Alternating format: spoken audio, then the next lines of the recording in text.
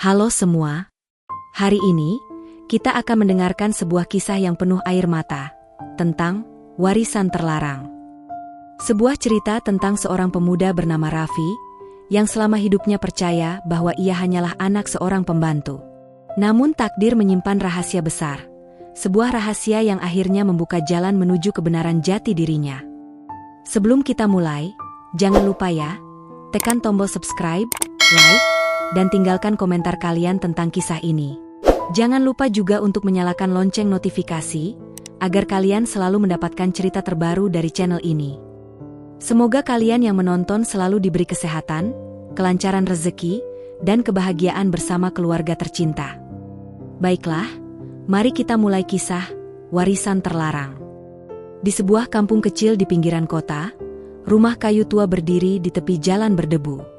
Catnya sudah mengelupas, dindingnya mulai rapuh dimakan usia, dan suara pintunya berderit setiap kali dibuka. Tapi bagi Raffi, rumah itulah istana. Tempat ia pulang setiap hari, tempat penuh kehangatan dari seorang wanita yang ia panggil ibu, Bu Lina. Setiap pagi, aroma kain yang baru disetrika bercampur dengan wangi singkong rebus memenuhi ruangan kecil itu. Bu Lina, dengan rambut yang sebagian besar sudah beruban, duduk di depan mesin jahit bututnya. Kaki tuanya menginjak pedal dengan ritme teratur. Tangannya cekatan menjahit baju pesanan tetangga, meski pandangan matanya sudah mulai kabur. Raffi sering memperhatikan ibunya bekerja. Dengan senyum sederhana, ia bertanya, "Bu, nggak capek? Dari subuh sampai sekarang belum berhenti." Bu Lina mengangkat wajahnya, keringat menetes di pelipis. Senyum lembut terukir. "Namanya juga hidup. Nak, kalau ibu berhenti, siapa yang bayar listrik? Siapa yang masak nasi buat kita?" Raffi duduk di lantai, bersandar pada dinding kayu yang dingin. Tatapannya lembut, tapi ada cemas di dalamnya. "Kalau aku sudah kerja nanti, Bu nggak usah jahit lagi. Ibu tinggal duduk manis, aku yang kasih uang." Bu Lina terkekeh kecil, suaranya serak tapi hangat. "Kamu ngomongnya kayak gampang. Hidup nggak sesederhana itu, Raffi. Tapi kalau kamu benar-benar bisa bahagiain ibu, itu sudah cukup. Ibu nggak butuh apa-apa lagi." Di luar rumah, suara ayam berkokok dan anak-anak kampung berlarian membuat suasana makin hidup. Kadang, suara pedagang keliling dengan teriakannya yang khas melintas di jalan depan. Semua terasa sederhana, tapi penuh keintiman yang jarang dimiliki orang-orang di kota besar. Namun, jauh di dalam hati Raffi, ada sedikit keraguan. Sejak kecil ia sering bertanya-tanya mengapa wajahnya tidak mirip dengan Bu Lina. Wajahnya terlalu berbeda. Kulitnya lebih cerah, bentuk matanya tidak sama, bahkan tinggi badannya menjulang jauh di atas tubuh ringkih Bu Lina. Tapi setiap kali rasa penasaran itu muncul, ia memilih diam. Baginya, yang terpenting adalah kasih sayang Bu Lina, bukan wajah atau darah. Malam hari, ketika listrik sering padam, mereka duduk bersama di teras. Lampu minyak menyala redup, cahayanya bergetar tertiup angin. Raffi sering bercerita tentang mimpinya ingin kuliah, ingin jadi orang sukses. Bu Lina mendengarkan dengan mata berkaca-kaca, sesekali menggenggam tangan anaknya erat. "Jangan pernah lupa sama asalmu, Raffi. Kaya boleh, pintar boleh, tapi jangan sombong. Ingat, kamu ini cuma orang kampung. Orang yang kecil. Kalau lupa diri, kamu jatuh lebih keras dari orang lain." Raffi mengangguk, menatap wajah ibunya yang mulai dipenuhi garis-garis usia. Dalam hatinya, ia berjanji akan membahagiakan Bu Lina, apapun caranya. Ia tak pernah tahu, janji itu suatu hari akan diuji oleh kenyataan pahit yang siap mengubah seluruh hidupnya. Dan malam itu, ketika angin berhembus membawa aroma tanah basah setelah hujan, Raffi menatap langit gelap tanpa bintang. Ia tidak menyadari bahwa di balik kesederhanaan rumah mereka, sebuah rahasia besar sedang bersembunyi, menunggu saat yang tepat untuk terungkap. Rahasia itu kelak akan mengguncang semua keyakinan Raffi tentang siapa dirinya sebenarnya.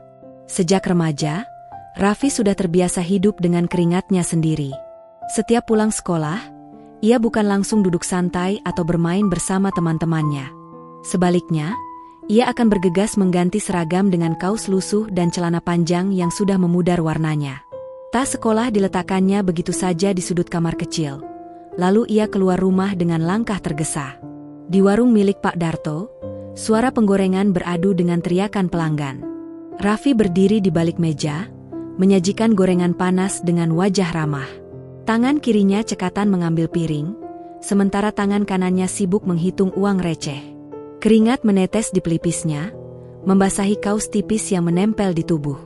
"Raf, cepat, 1 teh hangat lagi," teriak Pak Darto sambil sibuk mengaduk kuah soto. "Iya, Pak," jawab Raffi singkat, berlari kecil ke belakang mengambil gelas. Pelanggan warung sering bertanya, "Raffi, kamu gak capek sekolah terus kerja begini?" Raffi hanya tersenyum, bibirnya basah oleh keringat. "Capek sih, Bang. Tapi kalau bukan saya yang bantu ibu, siapa lagi?" Setiap malam, setelah warung tutup, Raffi pulang dengan tubuh lelah. Tapi bukannya langsung tidur. Ia duduk di bawah lampu belajar yang redup, membuka buku dan membaca dengan mata yang setengah mengantuk. Bu Lina sering datang menghampiri, menatap anak itu dengan perasaan campur aduk, bangga sekaligus sedih. "Raffi, sudah malam. Tidur dulu, besok kan sekolah lagi," ucap Bu Lina lembut. "Aku harus belajar, Bu. Kalau enggak, beasiswa bisa dicabut. Kalau aku berhenti sekolah, semua pengorbanan ibu jadi sia-sia." Bu Lina terdiam, hanya bisa menghela napas. Ia mendekat, mengusap kepala anak itu, lalu berkata lirih, "Kamu ini masih muda, Nak. Jangan habiskan hidupmu untuk capek terus. Ibu takut kamu sakit." Raffi tersenyum tipis, matanya lelah tapi penuh tekad. "Aku kuat, Bu. Kalau aku berhasil nanti, ibu gak usah lagi kerja jahit sampai malam. Aku janji." Janji itu bukan sekadar kata. Raffi benar-benar berusaha keras. Ia menabung sedikit demi sedikit dari gaji kecilnya di warung, sering menahan lapar demi bisa menyisihkan uang. Teman-temannya sering mengejek karena tidak ikut nongkrong, tidak punya ponsel bagus, tidak bisa membeli baju baru. Tapi Raffi hanya diam. Dalam hati, ia selalu berkata pada dirinya sendiri, "Sabar, Raf. Semua ini pasti ada hasilnya." Namun, di balik semangatnya, ada satu hal yang selalu mengusik. Mengapa ia merasa berbeda dengan anak-anak lain di kampung itu? Kadang ia bertanya dalam hati, mengapa mata orang-orang selalu memperhatikannya seolah ia bukan bagian dari mereka? Ada perasaan aneh, seolah dirinya menyimpan sesuatu yang tidak pernah benar-benar ia mengerti. Raffi tidak tahu, kerja keras yang ia jalani akan membawanya ke dunia yang jauh lebih besar, dan disitulah rahasia tentang dirinya mulai membuka pintu. Hari itu menjadi salah satu hari paling bersejarah dalam hidup Raffi. Dengan kemeja putih sederhana yang disetrika rapi oleh Bu Lina, ia melangkah keluar rumah dengan wajah penuh harapan. Sepatu hitamnya bukan sepatu baru, tapaknya bahkan sudah tipis, tapi kilau yang ia poles dengan semir murahan membuatnya terlihat pantas. Di tangan kirinya, ia membawa map berisi dokumen penting, ijazah, transkrip nilai, dan surat penerimaan kerja dari sebuah perusahaan besar di kota. Bus tua yang ia naiki berderit setiap kali berhenti. Suara mesin bercampur dengan teriakan kondektur, sementara orang-orang berdesakan, berebut tempat duduk. Raffi berdiri sambil berpegangan pada besi karatan, sesekali melirik pemandangan kota yang semakin dekat. Gedung-gedung tinggi menjulang, jauh berbeda dengan atap seng rumah-rumah kecil di kampungnya. Sesampainya di depan kantor perusahaan, Raffi tertegun. Gedung kaca itu berdiri megah. Pintunya berputar otomatis, dan lantainya mengkilap seperti cermin. Orang-orang berjas rapi lalu lalang dengan wajah serius. Untuk pertama kalinya dalam hidup, Raffi merasa begitu kecil, seolah dirinya hanya butiran pasir di lautan luas. "Selamat pagi, Mas. Ada yang bisa dibantu?" tanya satpam dengan senyum sopan. Raffi tersadar, buru-buru menunduk sopan. "Pagi, Pak. Saya karyawan baru. Hari ini pertama masuk. Silakan ke lantai 10. Meja resepsionis akan arahkan," jawab satpam ramah. Di dalam lift, jantung Raffi berdetak cepat. Matanya tak lepas dari angka digital yang naik perlahan. Ia dikelilingi orang-orang dengan parfum mahal, dasi berwarna elegan, dan sepatu kulit berkilau. Sementara ia berdiri kaku, memegang map erat-erat, takut jatuh atau terlihat canggung. Setibanya di ruang kerja, Raffi disambut ruangan luas penuh meja komputer, suasana sibuk, dan suara keyboard yang berdenting. Beberapa karyawan menyapanya singkat, sebagian hanya melirik lalu melanjutkan pekerjaan. Raffi duduk di meja yang sudah disiapkan, mencoba menenangkan diri. Kamu anak baru ya?" Suara seorang pria muda terdengar dari samping. Raffi menoleh cepat, tersenyum canggung. "Iya, Mas. Nama saya Raffi." "Gue Bima," jawabnya santai. "Santai aja, jangan tegang. Di sini kalau rajin kerja, cepat naik. Tapi jangan sampai salah langkah, banyak juga yang gampang dijatuhin." Raffi hanya mengangguk, berusaha menyimpan semua pesan itu di kepalanya. Ia menatap layar komputer, jari-jarinya gemetar menekan keyboard. Dalam hati ia berbisik, "Aku bisa. Aku harus bisa." Hari-hari berikutnya, Raffi mulai terbiasa dengan ritme kantor. Ia bekerja keras, sering pulang paling terakhir, dan tidak pernah mengeluh. Atasan mulai memperhatikannya, rekan kerja sebagian kagum, sebagian iri. Tapi di balik itu semua, Raffi masih merasa asing.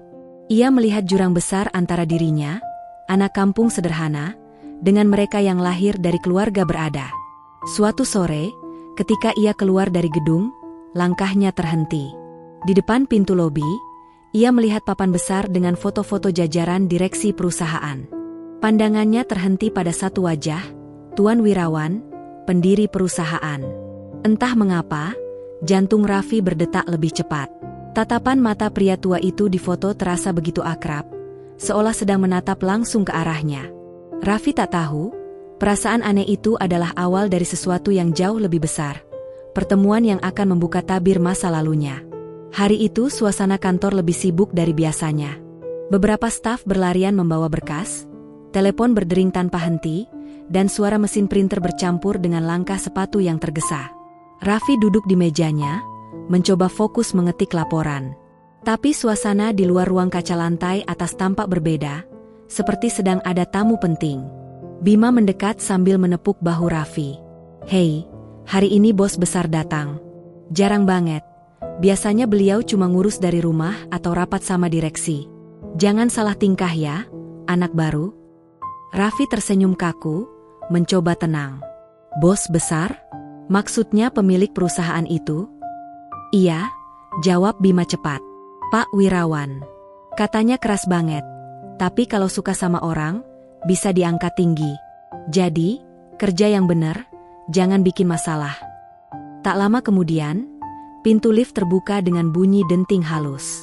Dari dalam keluar beberapa pria berjas hitam, wajah mereka dingin, langkahnya tegas. Di tengah rombongan itu, seorang pria tua berambut perak berjalan perlahan. Wajahnya berwibawa, garis kerut di dahinya menunjukkan usia dan pengalaman panjang. Dialah Tuan Wirawan. Seluruh ruangan hening sejenak. Beberapa karyawan berdiri memberi salam, sebagian menunduk dengan sopan. Raffi ikut berdiri, menunduk dalam, mencoba terlihat hormat meski jantungnya berdegup kencang. Saat Tuan Wirawan lewat di depannya, pandangan mata mereka bertemu. Raffi tercekat. Tatapan mata pria tua itu begitu tajam, tapi ada sesuatu yang aneh. Seolah mata itu sedang mencari sesuatu, atau mengenali sesuatu. Tatapan itu hanya berlangsung beberapa detik, tapi bagi Raffi terasa begitu panjang. Ia bahkan sempat menahan napas, bingung harus berbuat apa. "Anak baru?" Suara berat Tuan Wirawan terdengar, menghentikan langkahnya. Bima buru-buru maju, menjawab sambil menunduk. "Iya, Pak." Namanya Raffi, karyawan baru di bagian administrasi. Tuan Wirawan mengangguk pelan, tapi matanya tak lepas dari wajah Raffi. Ada keheningan sesaat, suasana kantor terasa tegang. Raffi menunduk, mencoba menahan tatapannya, tapi hatinya berdesir aneh. Setelah itu, rombongan kembali berjalan, masuk ke ruang rapat. Begitu pintu tertutup, suara riuh pelan terdengar. Beberapa karyawan mulai berbisik-bisik. "Kok bos tadi lama banget liatin si Raffi?" "Iya, kayak kenal aja." Padahal anak itu baru masuk, gak mungkin bos tahu. Raffi duduk kembali, tangannya gemetar di atas keyboard. Ia menarik napas panjang, mencoba menenangkan diri, tapi jantungnya masih berdegup kencang. Bima menatapnya penasaran. "Raf, Lo kenal sama Pak Wirawan ya? Kok tatapannya beda tadi? Raffi gelagapan. Enggak kenal. Aku bahkan baru tahu wajah beliau hari ini. Bima mengangkat alis, tidak percaya. Aneh. Gue udah kerja 3 tahun di sini, bos nggak pernah liatin gue gitu. Tapi ke lo, tatapannya kayak, ya, entahlah. Serius, ada yang aneh. Raffi hanya diam. Dalam hatinya, perasaan campur aduk tak bisa dijelaskan. Ada sesuatu dalam tatapan pria tua itu yang membuatnya merasa terhubung. Seolah ada benang halus yang menarik mereka berdua tanpa alasan jelas. Malam itu, tatapan Tuan Wirawan terus menghantui pikiran Raffi, seakan menyimpan jawaban dari pertanyaan yang selama ini bersemayam di hatinya. Siapa sebenarnya dirinya? Hari itu, kantor mulai sepi. Jarum jam menunjuk pukul 8 malam, dan sebagian besar karyawan sudah pulang. Lampu-lampu di lantai lain meredup, hanya menyisakan cahaya temaram dari ruangan administrasi tempat Raffi masih duduk sendirian. Di luar, hujan turun deras, menetes di kaca jendela dengan ritme monoton, sesekali disertai gemuruh petir yang membuat suasana semakin mencekam. Raffi sedang merapikan berkas di meja ketika matanya menangkap sebuah map kusam yang terselip di antara tumpukan dokumen lama. Warnanya sudah menguning, sudutnya robek, dan debu menempel tebal di permukaannya. Raffi sempat ragu, tapi rasa penasaran mendorongnya untuk menarik map itu keluar. Map apaan ini? Kok kayaknya udah lama banget gak disentuh? Gumamnya pelan, suara nyaris tenggelam oleh deru hujan di luar. Dengan hati-hati, ia membuka map itu. Isinya membuat napasnya tercekat. Sebuah akta kelahiran. Di sana tertulis nama bayi, Raffi. Matanya melebar, tubuhnya membeku. Nama itu terlalu familiar. Sama persis dengan namanya sendiri. Tapi, ini, bagaimana mungkin? Suaranya bergetar, tangan menggigil saat menyusuri tulisan tinta yang sudah mulai pudar. Ia membaca lebih jauh. Tertulis nama ayah dan ibu kandung bayi itu, bukan Bulina. Nama-nama asing, keluarga terpandang yang tidak pernah ia kenal. Jantungnya berdetak semakin keras. Kepala terasa berat, seolah dunia berputar. Suara pintu berderit tiba-tiba membuatnya tersentak. Raffi buru-buru menutup map itu dan menoleh. Ternyata hanya petugas kebersihan yang sedang masuk untuk membersihkan ruangan. Masih kerja, nak? Tanya petugas itu sambil tersenyum lelah. Raffi mencoba menutupi kegugupannya. Iya, Pak. Sedikit lagi selesai. Petugas itu hanya mengangguk, lalu sibuk dengan pelnya. Raffi menatap kembali map di tangannya, keringat dingin mulai membasahi pelipis. Hatinya kacau, pikirannya penuh pertanyaan. Mengapa dokumen dengan namanya ada di sini? Siapa sebenarnya orang tua yang tertulis di sana? Dan yang paling menghantui, apakah Bulina selama ini menyembunyikan sesuatu darinya? Dengan tangan gemetar, ia memasukkan dokumen itu ke dalam tas, menyembunyikannya rapat-rapat. Ia tahu, jawaban dari semua pertanyaan ini mungkin akan mengubah hidupnya selamanya. Malam itu, Raffi pulang dengan langkah gontai, membawa sebuah rahasia besar di dalam tasnya, tanpa menyadari bahwa kebenaran yang ia genggam akan menghancurkan semua yang ia yakini selama ini. Malam itu rumah kecil Bulina sunyi. Hanya suara jam dinding yang berdetak lambat di ruang tamu, bersaing dengan deru hujan yang masih menetes di luar. Raffi baru saja pulang membawa dokumen itu. Wajahnya tegang, langkahnya berat, dan matanya penuh kebingungan. Sesampainya di rumah, ia menemukan Bulina sedang duduk di kursi kayu, menonton televisi tua dengan volume kecil. Cahaya lampu temaram membuat wajah Bulina terlihat lebih tua dari biasanya, garis keriputnya tampak jelas, dan sorot matanya sayu. "Bu," suara Raffi pelan, hampir bergetar. Ia meletakkan tasnya di atas meja dengan hati-hati. Aku nemu sesuatu." Bulina menoleh perlahan, tatapannya lembut tapi penuh rasa khawatir. "Kenapa, nak? Mukamu pucat sekali. Ada apa?" Raffi duduk di hadapan Bulina, tangannya bergetar saat membuka tas. Ia mengeluarkan map kusam itu, lalu meletakkannya di meja di antara mereka. "Aku nemu ini, di kantor." "Jelasin, Bu. Apa maksudnya?" Mata Bulina langsung membesar. Nafasnya tertahan, tubuhnya kaku. Seolah seluruh darah di tubuhnya berhenti mengalir. Tangannya refleks terangkat, tapi berhenti di udara, tak berani menyentuh map itu. "Nak, itu." Suaranya pecah, seakan ada beban berat yang menghantam dadanya. Raffi menatap tajam, matanya berair. "Kenapa di akta kelahiran ini tertulis namaku, Bu? Kenapa nama orang tua kandungnya bukan ibu?" Ia menelan ludah, suaranya semakin serak. "Selama ini aku ini siapa sebenarnya?" Bu Lina mengalihkan pandangannya. Matanya mulai berkaca-kaca, bibirnya bergetar. Ia menarik napas panjang, lalu menghembuskannya dengan berat.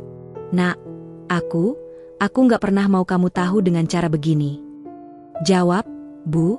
Suara Raffi meninggi, penuh rasa sakit bercampur marah. "Aku udah besar. Aku punya hak buat tahu siapa diriku sebenarnya."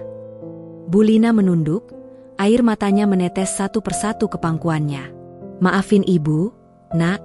Semua ini Ibu lakuin demi kamu. Demi masa depanmu." Raffi tercekat. Jadi benar? Jadi aku bukan anak Ibu? Keheningan panjang menyelimuti ruangan. Hanya suara tangis lirih Bu Lina yang terdengar. Dengan suara lirih, ia akhirnya berkata, "Iya, Nak. Kamu bukan darah daging Ibu. Kamu anak titipan." Raffi membeku. Dunia seolah berhenti. Dadanya sesak, suaranya tercekat di tenggorokan. "Anak titipan?" Bu Lina mengangguk pelan, wajahnya dipenuhi rasa bersalah. "Kamu anak keluarga kaya raya yang menitipkanmu pada ibu. Mereka bilang itu demi keselamatanmu. Ada banyak orang di keluarga itu yang tega berbuat apa saja demi warisan. Mereka takut kamu jadi korban." Raffi terdiam lama, hanya menatap ibunya dengan mata basah. Jantungnya berdetak cepat, kepalanya penuh pertanyaan. Tangannya mengepal di atas meja, wajahnya bergetar menahan amarah bercampur pilu. Dengan suara yang hampir berbisik, ia berkata, "Kalau begitu, Bu, siapa sebenarnya orang tua kandungku?" Malam itu, setelah pengakuan Bu Lina, tidur Raffi tidak tenang. Matanya berkali-kali terpejam lalu terbuka lagi, pikirannya kacau. Kata-kata, "anak titipan," terus menggema di kepalanya. Setiap kali ia menutup mata, wajah Bu Lina yang penuh air mata kembali terbayang, membuat dadanya makin sesak. Ia ingin marah, ingin menuntut jawaban lebih banyak. Tapi di saat bersamaan hatinya juga merasa iba pada wanita yang selama ini membesarkannya dengan penuh kasih. Keesokan harinya, dengan langkah gontai, Raffi pergi ke sebuah perpustakaan tua tempat ia dulu sering membaca saat masih SMA. Ia berharap kesunyian di sana bisa menenangkan pikirannya. Udara siang itu panas, tapi hatinya dingin dan berat. Ketika memasuki ruang baca, aroma buku-buku lama dan suara kipas angin berdecit menyambutnya. Ia duduk di sudut ruangan, menunduk sambil menutup wajah dengan kedua tangannya. "Raffi?" Sebuah suara pelan memanggilnya. Ia mendongak, agak terkejut. Di depannya berdiri seorang pria parubaya dengan kemeja rapi, membawa map tebal di tangannya. Wajahnya teduh, tapi sorot matanya tajam seolah menyimpan banyak rahasia. Raffi menatapnya dengan bingung. "Maaf, kita kenal?" tanya Raffi ragu. Pria itu tersenyum tipis, lalu menarik kursi dan duduk di hadapan Raffi tanpa diminta. "Aku sudah lama memperhatikanmu, Nak. Aku mengenal keluargamu yang sebenarnya." Raffi langsung menegakkan tubuhnya. "Apa maksud Bapak?" Suaranya rendah, namun jelas bergetar. Pria itu membuka map, memperlihatkan beberapa foto lama. Salah satunya memperlihatkan bayi yang sedang digendong seorang wanita elegan bergaun putih.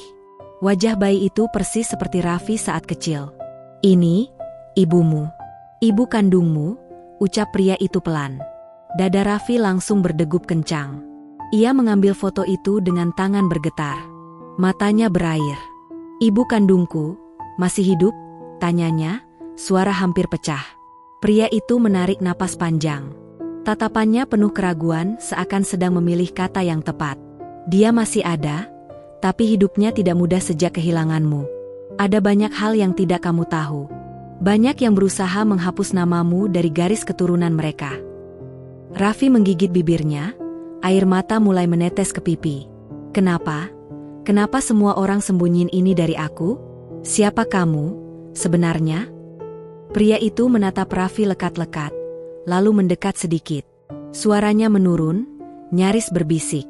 Aku orang yang dulu diminta menjaga jarak, tapi hatiku tak pernah bisa benar-benar pergi. Karena sesungguhnya, Raffi. Pria itu berhenti bicara, menatap dalam ke mata Raffi, dan dengan suara lirih berkata, "Aku adalah bagian dari keluargamu yang hilang." Suasana di perpustakaan semakin terasa mencekam. Suara kipas angin yang berdecit terdengar semakin keras di telinga Raffi, seakan ikut menegaskan kegelisahannya. Pria itu menunduk sebentar, lalu menatap Raffi dengan sorot mata penuh keraguan. Seolah kata-kata yang akan keluar dari mulutnya bisa mengubah hidup Raffi selamanya. "Aku, pamanmu," ucap pria itu akhirnya, suaranya berat namun tegas. Raffi terdiam. Kata-kata itu bergema di kepalanya. "Paman?" Ia mengulang dengan suara serak. Matanya mencari kepastian pada wajah pria itu. "Kalau benar paman, kenapa baru sekarang muncul? Kenapa harus nunggu aku setua ini baru cerita?" Pria itu, yang kemudian memperkenalkan dirinya sebagai Pak Harun, menundukkan kepala. Tangan tuanya meremas map yang ia bawa, kertas di dalamnya hampir berkerut. "Karena keluargamu, keluargaku juga, bukan keluarga biasa. Mereka punya harta yang besar, kekuasaan, dan sayangnya, juga penuh pertikaian. Waktu kamu lahir, semua rebutan. Ada yang ingin memastikan kamu tumbuh, ada juga yang ingin memastikan kamu tidak pernah besar." Raffi menelan ludah. Kata-kata terakhir itu membuat tubuhnya merinding. "Maksud paman, ada yang mau aku mati?" Pak Harun menghela napas panjang. Ia mengangguk pelan. "Ya, dan itulah alasan kenapa kamu dititipkan pada Bulina. Dia orang yang sederhana, tapi punya hati tulus. Dia dipilih bukan sembarangan, karena hanya orang seperti dia yang bisa menyembunyikanmu tanpa menuntut apa-apa." Raffi menunduk. Air matanya menetes ke meja kayu yang mulai usang. "Selama ini aku pikir, aku cuma anak biasa, hidup sederhana, gak punya siapa-siapa. Tapi ternyata, semua orang menyembunyikan aku. Semua orang bohong." Suaranya pecah. Pak Harun menatapnya penuh iba. Ia menyentuh bahu Raffi perlahan. "Nak, aku paham kamu marah. Tapi ketahuilah, semua ini dilakukan demi keselamatanmu. Ibumu, sampai hari ini, dia masih menunggu. Dia gak pernah berhenti berharap suatu hari kamu kembali." Raffi mengangkat wajahnya. Matanya basah, penuh amarah sekaligus kerinduan yang tak pernah ia sadari. "Ibu kandungku, dia masih di mana? Aku mau ketemu. Aku mau lihat dia sekarang." Pak Harun terlihat ragu. Ia menghela napas lagi, lalu menutup mapnya dengan cepat. "Tidak semudah itu, Raffi. Kalau kamu bertemu dengannya sekarang, semua mata keluarga besar akan tertuju padamu. Mereka akan tahu kamu masih hidup. Dan kalau itu terjadi," ia berhenti bicara, menatap Raffi dengan sorot tajam yang membuat jantung pemuda itu berdegup lebih kencang. Raffi mengepalkan tangannya di atas meja. "Kalau itu terjadi apa, paman? Katakan." Pak Harun memandang ke arah pintu perpustakaan, seolah takut ada orang lain yang mendengar. Ia mendekat, suaranya mengecil. "Kalau itu terjadi, bukan hanya ibumu yang akan dalam bahaya, tapi kamu juga. Dan kali ini, mereka tidak akan segan-segan menghabisimu." Raffi terdiam kaku, matanya melebar, sementara suara langkah kaki seseorang terdengar mendekat ke meja mereka, membuat suasana makin mencekam. Langkah kaki yang tadi terdengar, akhirnya berhenti tepat di pintu perpustakaan. Suara engsel berderit pelan, dan seorang wanita parubaya muncul dengan wajah cemas. Raffi langsung berdiri dari kursinya, jantungnya berdentum kencang. Wanita itu adalah Bulina. Rambutnya yang sudah mulai memutih berantakan, keringat membasahi pelipisnya seakan ia berlari terburu-buru. "Raffi," serunya dengan suara gemetar. Matanya langsung menatap tajam ke arah Pak Harun. "Kenapa kamu ada di sini? Apa yang sudah kamu katakan padanya?" Raffi menoleh cepat, suaranya parau. "Bu, apa benar yang dia bilang? Apa benar aku bukan anakmu?" Bulina terdiam. Wajahnya pucat, Tangannya gemetar memegang kusen pintu. Bibirnya bergetar, mencoba membentuk kata-kata, tapi suara itu tertahan di tenggorokannya. Raffi, dengar dulu, ibu bisa jelaskan. Jelaskan apa lagi? Suara Raffi meninggi, penuh luka. Ia melangkah maju, mendekat ke Bulina, matanya berkaca-kaca. Seumur hidup aku percaya, aku ini anakmu. Aku percaya meski kita miskin, meski kita susah, setidaknya kita punya satu sama lain. Tapi sekarang, semua itu bohong? Bulina menunduk, air matanya jatuh. Tangannya meraih lengan Raffi, tapi pemuda itu menepisnya kasar. Nak, ibu tidak pernah berniat membohongi kamu. Semuanya demi kebaikanmu. Kamu harus mengerti, waktu kamu lahir, situasinya sangat berbahaya. Keluarga kandungmu, mereka bisa membunuhmu demi warisan. Ibu hanya ingin kamu hidup. Hanya itu. Raffi terisak, dadanya naik turun. Tapi kenapa tidak pernah bilang? Kenapa harus menutupinya sampai aku dewasa begini? Apa kamu kira aku nggak berhak tahu siapa diriku?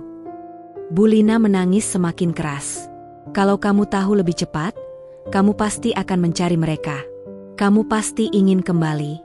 Dan saat itu terjadi, ibu takut kehilanganmu, bukan hanya karena mereka bisa menyakitimu, tapi juga karena ibu sudah menganggap kamu anak kandungku sendiri. Suaranya pecah, penuh kejujuran yang menyayat hati. Pak Harun berdiri, mencoba menengahi. Raffi, jangan salahkan Bulina sepenuhnya. Dia satu-satunya orang yang melindungimu sejak kecil. Kalau bukan karena dia, mungkin kamu gak akan pernah sampai sejauh ini. Raffi menoleh tajam ke arah pamannya, wajahnya penuh konflik. Lalu aku harus gimana sekarang? Aku harus pura-pura gak tahu, hidup seolah aku ini orang lain? Atau aku harus hadapi keluarga besar itu yang bahkan tega ingin aku mati sejak lahir? Hening. Perpustakaan terasa semakin dingin. Hanya suara isakan Bulina yang terdengar, berpadu dengan derit kipas angin tua yang berputar lambat di langit-langit. Pak Harun menatap Raffi dengan mata serius, seolah ingin memastikan keputusan yang akan dibuat. Kamu sekarang sudah dewasa. Cepat atau lambat, mereka akan tahu. Dan saat itu terjadi, hanya ada dua jalan yang bisa kamu pilih. Tetap bersembunyi dalam bayang-bayang, atau berdiri menuntut hakmu meski itu berarti mempertaruhkan nyawa. Raffi terdiam, tubuhnya bergetar hebat. Matanya memandang ke arah Bulina, lalu kembali ke Pak Harun. Hatinya seperti terbelah dua, antara kebenaran yang baru ia ketahui dan kasih sayang yang selama ini ia rasakan. Raffi akhirnya membuka mulut dengan suara rendah, hampir berbisik, tapi tajam menusuk. Kalau aku memilih menuntut hakku, siapa yang akan berdiri di sisiku? Ruangan itu masih terasa berat. Raffi berdiri kaku, dadanya naik turun, matanya merah basah. Pertanyaan terakhir yang keluar dari bibirnya menggantung di udara seperti pedang yang siap menebas siapa saja. Kalau aku memilih menuntut hakku, siapa yang akan berdiri di sisiku? Bulina menutup wajah dengan kedua tangannya. Tubuhnya gemetar. Ia butuh waktu lama sebelum berani membuka mulut. Nak, ibu ini hanya seorang pembantu, bukan siapa-siapa. Ibu nggak bisa berjanji banyak. Tapi, satu hal yang harus kamu tahu, selama ibu masih hidup, kamu nggak akan pernah sendirian. Ibu akan selalu ada, meski harus berdiri di depanmu sebagai perisai terakhir. Suaranya bergetar, namun tatapannya mantap. Raffi menatapnya lama, air matanya jatuh satu persatu. Wajahnya penuh rasa sakit sekaligus syukur. Namun sebelum ia bisa menjawab, Pak Harun maju selangkah. Suaranya tenang tapi tegas. Dan aku juga akan mendukungmu. Kamu bukan lagi anak kecil. Tapi ingat, keputusanmu ini bukan hanya tentang harta, Raffi. Ini tentang siapa dirimu sebenarnya. Kalau kamu berani berdiri menuntut hakmu, kamu harus siap kehilangan banyak hal, bahkan mungkin nyawamu sendiri. Suasana semakin mencekam. Angin dari jendela berderak, menggoyangkan tirai tua. Perpustakaan itu, yang tadinya hanya tempat penuh debu dan dokumen lama, kini seakan berubah menjadi ruang sidang tak resmi yang menentukan arah hidup seorang anak. Raffi memegang kepalanya, menunduk. Kenapa semuanya harus serumit ini? Kenapa hidupku harus ditentukan oleh harta, oleh perebutan warisan yang bahkan gak pernah aku minta? Suaranya pecah, seperti anak kecil yang kehilangan arah. Bu Lina melangkah mendekat, berusaha memeluknya. Nak, kadang kita nggak bisa memilih di keluarga mana kita dilahirkan. Tapi kita bisa memilih bagaimana kita menjalani hidup. Kamu boleh saja menuntut hakmu, tapi jangan sampai kebencian merusak hatimu. Raffi menoleh perlahan, menatap mata wanita itu dalam-dalam. Kalau aku memilih untuk tetap tinggal di sisimu, hidup sederhana seperti dulu, apa itu berarti aku pengecut? Bu Lina menggeleng kuat-kuat, air matanya mengalir deras. Tidak, nak, justru itu pilihan paling berani. Berani menolak godaan, berani melawan darah daging yang tamak, berani tetap jadi manusia yang utuh tanpa harus terikat oleh emas dan tahta. Ibu akan bangga, apapun yang kamu pilih. Pak Harun menunduk, suaranya lirih namun jelas. Tapi ingat, Raffi, diam juga bukan solusi selamanya. Cepat atau lambat, keluarga itu akan mencari tahu. Dan saat itu, mereka mungkin tidak akan memberi pilihan kedua.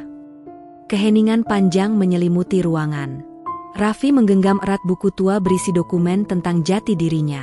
Tangannya bergetar, seolah buku itu lebih berat daripada sekadar kertas. Ia menutup mata, mencoba mendengar suara hatinya sendiri di tengah semua kebisingan pikiran. Akhirnya, ia membuka mata dengan tatapan tajam. Nafasnya berat, tapi ada bara api di sana. Aku sudah memutuskan, katanya perlahan. Bu Lina menahan nafas, Pak Harun menatapnya tajam. Kalimat Raffi terhenti, seakan kata berikutnya akan menentukan segalanya. Apakah ia akan memilih melawan demi warisan dan kebenaran, atau tetap tinggal bersama ibu yang membesarkannya, meninggalkan semua jejak masa lalu. Terima kasih sudah setia menonton kisah Warisan Terlarang hari ini. Semoga cerita ini bisa menjadi pelajaran berharga tentang cinta, pengorbanan, dan rahasia yang tak selalu bisa disembunyikan selamanya. Jangan lupa untuk like, subscribe, dan bagikan video ini agar lebih banyak orang yang bisa mengambil hikmah dari kisah ini. Kami doakan kalian semua sehat selalu, panjang umur, dan rezekinya dilapangkan. Sampai jumpa di cerita selanjutnya. Wassalamualaikum.